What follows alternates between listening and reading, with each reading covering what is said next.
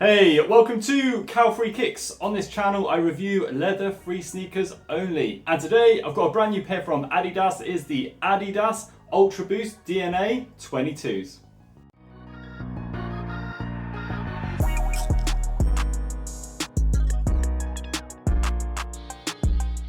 Welcome to the channel. If you've not seen one of my videos before, I always look into 5 different categories when I review a pair of sneakers. Then at the end of the video, I will be giving these Adidas ULTRABOOST DNA XXIIs, or in Roman numerals, the XXIIs, an overall rating out of 5 stars. If you do like what you see as you're going on, please do not forget to click the little thumbs up like button below on your device. And if you've got the time to and you want to show a little bit of extra support, please do take the time to subscribe to the channel. Right, let's get this review going then by checking out these Adidas ULTRABOOST DNA XXIIs on feet.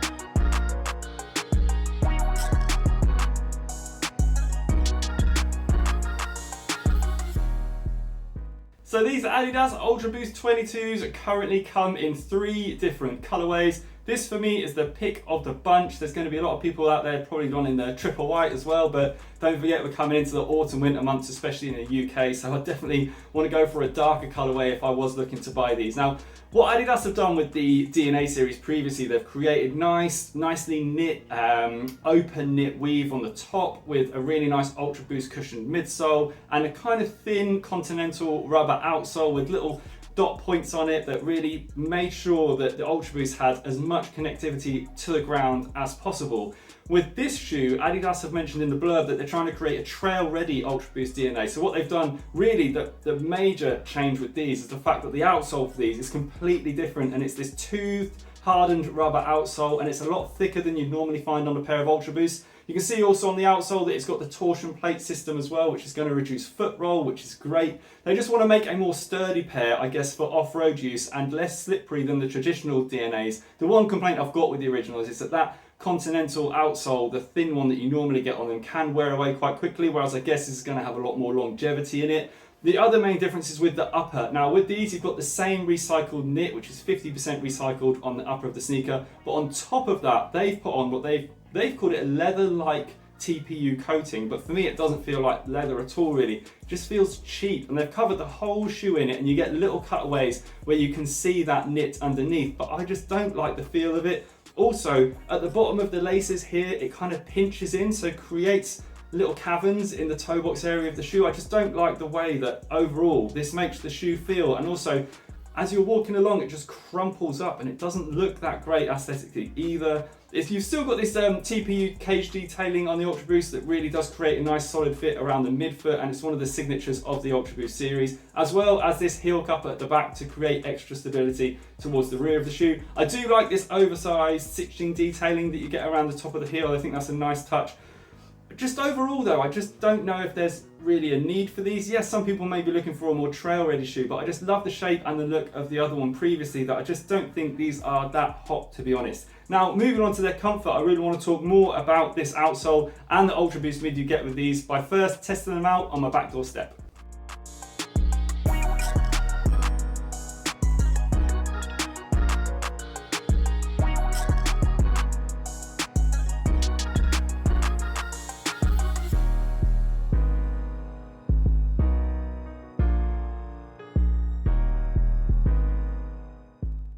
So the Adidas ULTRABOOST series will always be one of the most comfortable shoes you can wear underfoot. This ULTRABOOST midsole with these tiny rubberized pellets is incredibly comfortable. Now for me, the DNAs are one of the most comfortable shoes you can put under your feet.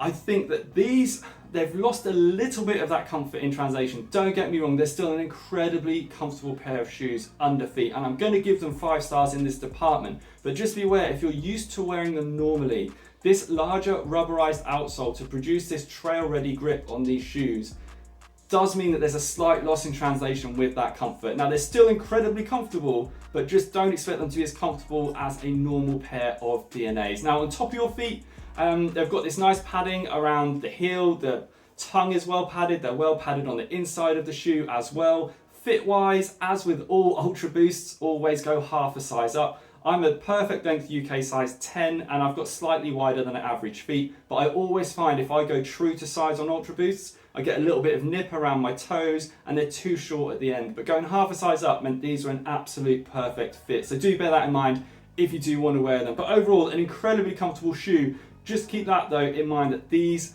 additional parts of rubber on the bottom may reduce the comfort that you're expecting if you are used to wearing the OG DNAs. Now I want to move on to their weight, where I want to pop them on the scales.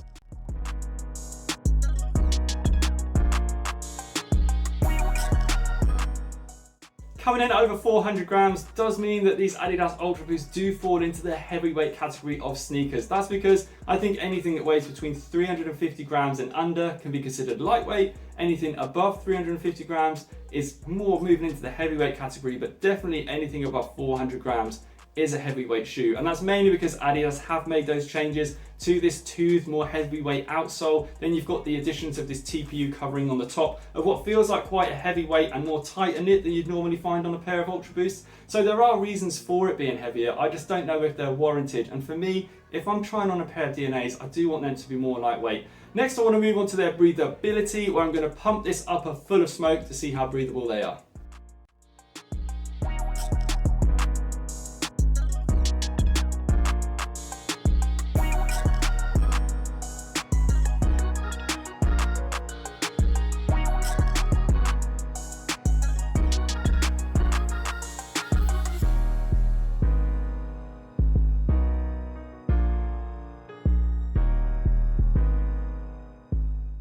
You could see from the breathability test that the smoke really did struggle to get out of this upper. Now the only place the smoke did escape from was where the laces here meet the tongue. So those small gaps are the only places the smoke can escape from. And when the smoke is forced out of there, it's clearly because the rest of the upper of the shoe is not letting any of the smoke escape. Now you could see some smoke really trying hard to escape from these areas that are exposed in the toe box, underneath or in between this TPU covering, but unfortunately it's just not enough to class these as breathable at all, to be honest. I'm going to give these 1 star in breathability because I don't think they're going to offer you anything breathability wise. So do expect to get a hotter, sweatier foot, or definitely wear these in colder conditions if you are going to take them out. Now I want to move on to their price. Now these set me back £160.